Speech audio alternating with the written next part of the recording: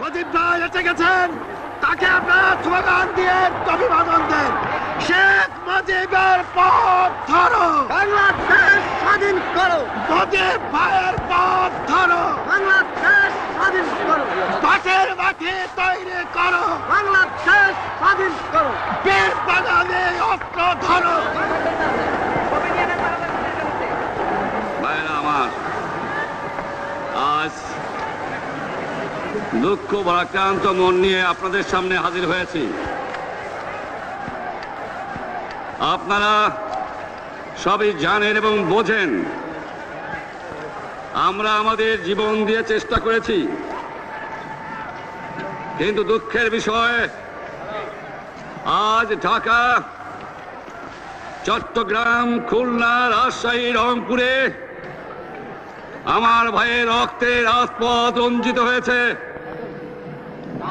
আজ বাংলার মানুষ মুক্তি চায়, বাংলার মানুষ বাঁচতে চায়, বাংলার মানুষ তারা আজ তার অধিকার চায়। কি অন্যায় করেছিলাম নির্বাচনের পরে বাংলাদেশের মানুষ সম্পূর্ণভাবে আমাকে আওয়ামী লীগকে ভোট দেন।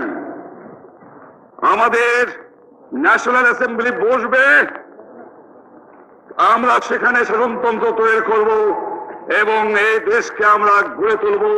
এদেশের মানুষ অর্থনৈতিক, রাজনৈতিক, সাংস্কৃতিক মুক্তি পাবে। কিন্তু দুঃখের বিষয়, আজ দুঃখের সঙ্গে বলতে হয় 23 বছরের করুণ ইতিহাস, বাংলার অত্যাচারের, বাংলার মানুষের রক্তের ইতিহাস, 23 বছরের ইতিহাস, মুমূর্ষ নরনারীর আর্তনাদের ইতিহাস, বাংলার ইতিহাস, এদেশের মানুষের রক্ত দিয়ে রাজপথ রঞ্জিত করার ইতিহাস। 1952 সালে রক্ত দিয়েছি, 1954 সালে নির্বাচনে জয়লাভ করেও আমরা গদিতে বসতে পারি নাই। 1958 সালে আইয়ুব খান মার্শাল ল জারি করে 10 বছর পর্যন্ত আমাদের গোলাম করে রেখেছে। 1967 সালে 6 দফার আন্দোলনের 7ই জুনে আমার ছেলেদের গুলি করে হত্যা করা হয়েছে। 1969 সালে আন্দোলনে আইয়ুব খানের পতন হওয়ার পরে যখন ইয়াহিয়া খান সাহেব সরকার নিলেন, তিনি বললেন দেশে শাসনতন্ত্র দেবেন, গণতন্ত্র দেবেন, আমরা মেনে নিলাম। তারপরে অনেক ইতিহাস হয়ে গেল, নির্বাচন হলো। আপনারা জানেন দোষ কি আমাদের? আজকে আমি প্রেসিডেন্ট ইয়াহিয়া খান সাহেবের সঙ্গে দেখা করেছি, আপনারা জানেন, আলাপ আলোচনা করেছি। আমি শুধু বাংলার নয়, পাকিস্তানের মেজরিটি পার্টির নেতা হিসাবে তাকে অনুরোধ করলাম 15 ফেব্রুয়ারি তারিখে আপনি জাতীয় পরিষদের অধিবেশন দেন। তিনি আমার কথা রাখলেন না, তিনি রাখলেন ভুট্টো সাহেবের কথা। তিনি বললেন প্রথম সপ্তাহে মাসে হবে, তিনি মানে নিলেন। আমরা বললাম ঠিক আছে, আমরা অ্যাসেম্বলিতে বসবো, আমরা আলোচনা করব। আমি বললাম বক্তৃতার মধ্যে, অ্যাসেম্বলির মধ্যে আলোচনা করব।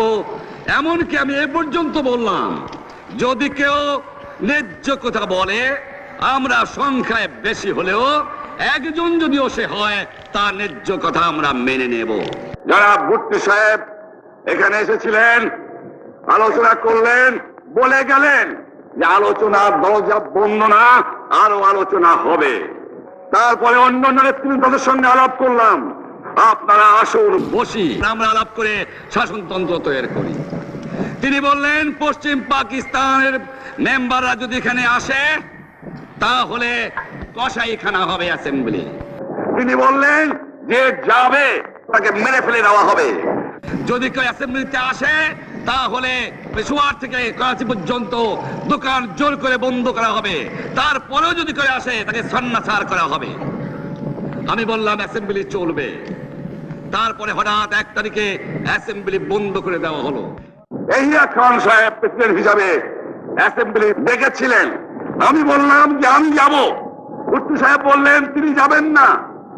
35 জন সদস্য পশ্চিম পাকিস্তানের থেকে এখানে আসলেন। তারপরে হঠাৎ বন্ধ করে দেওয়া হলো, দোষ দেওয়া হলো বাংলার মানুষকে, দোষ দেওয়া হলো আমাকে। বন্ধুকে দেওয়ার পরে দেশের মানুষ প্রতিবাদ মুখর হয়ে আসলো। আমি বললাম শান্তিপূর্ণভাবে আপনারা হরতাল পালন করেন। আমি বললাম আপনারা কল কারখানা সবকিছু বন্ধ করে দেন। জনগণ সাড়া দিল, আপন ইচ্ছায় জনগণ রাস্তায় বেরিয়ে পড়ল। তারা শান্তিপূর্ণভাবে সংগ্রাম চালিয়ে যাওয়ার জন্য স্থির প্রতিজ্ঞাবদ্ধ হলো। কি পেলাম আমরা? আমার পয়সা দিয়ে অস্ত্র কিনেছি বহিঃশত্রু আক্রমণ থেকে দেশকে রক্ষা করার জন্য। আজ সেই অস্ত্র ব্যবহার হচ্ছে আমার দেশের গরিব দুঃখী নিরস্ত মানুষের বিরুদ্ধে। তার বুকের উপরে হচ্ছে গুলি। আমরা পাকিস্তানের সংখ্যাগুরু, আমরা বাঙালিরা যখনই ক্ষমতায় যাওয়ার চেষ্টা করেছি, যখনই এদেশের মালিক হবার চেষ্টা করেছি, তখনই তারা আমাদের উপর ঝাঁপিয়ে পড়েছেন। তারা আমাদের ভাই। আমি বলেছি তাদের কাছে এই কথা যে আপনারা কেন আপনার ভাইয়ের বুকে গুলি মারবেন? আপনাদের রাখা হয়েছে যদি বহিঃশত্রু আক্রমণ করে তার থেকে দেশকে রক্ষা করার জন্য। তারপরে উনি বললেন যে আমার নামে বলেছেন, আমি নাকি বলে স্বীকার করেছি যে 10 তারিখে রাউন্ড টেবল কনফারেন্স হবে। আমি উনাকে একথা বলে দেবার চাই, আমি তাকে তা বলি নাই। টেলিফোনে আমার সঙ্গে তার কথা হয়। তাকে আমি বলেছিলাম, জনাব ইয়াহিয়া খান সাহেব, আপনি পাকিস্তানের প্রেসিডেন্ট, দেখে যান, ঢাকায় আসেন কিভাবে আমার গরিবের উপরে, আমার বাংলার মানুষের অবুকের উপরে গুলি করা হয়েছে, কি করে আমার মায়ের কোল খালি করা হয়েছে, কি করে মানুষকে হত্যা করা হয়েছে। আপনি আসুন, দেখুন, বিচার করুন, তারপরে আপনি ঠিক করুন। আমি এই কথা বলেছিলাম।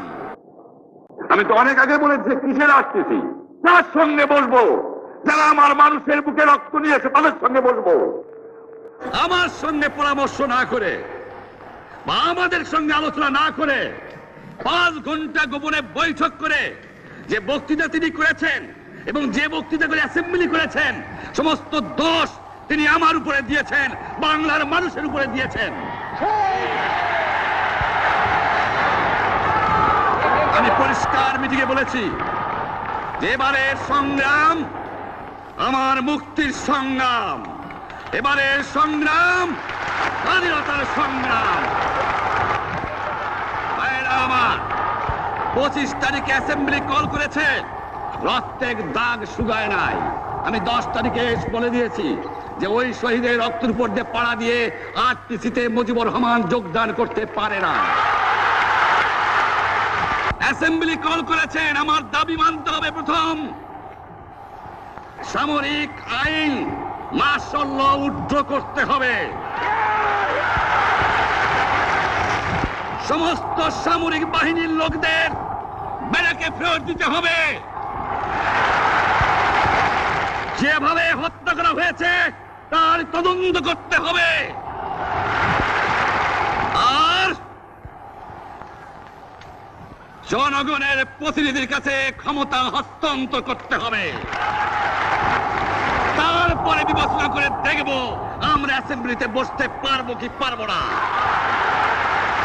এর পূর্বে অ্যাসেম্বলিতে বসার, আমরা অ্যাসেম্বলিতে বসতে আমরা পারি না। জনগণ সে অধিকার আমাকে দেয় নাই। ভাইয়েরা আমার, তোমরা আমার উপর বিশ্বাস আছে? আমি প্রধানমন্ত্রিত্ব চাই না, আমরা দেশের মানুষের অধিকার চাই। আমি পরিষ্কার অক্ষরে বলে দেবার চাই যে আজ থেকে এই বাংলাদেশে কোর্ট কাছারি, আদালত, ফৌজদারি, শিক্ষা প্রতিষ্ঠান অনির্দিষ্ট কালের জন্য বন্ধ থাকবে।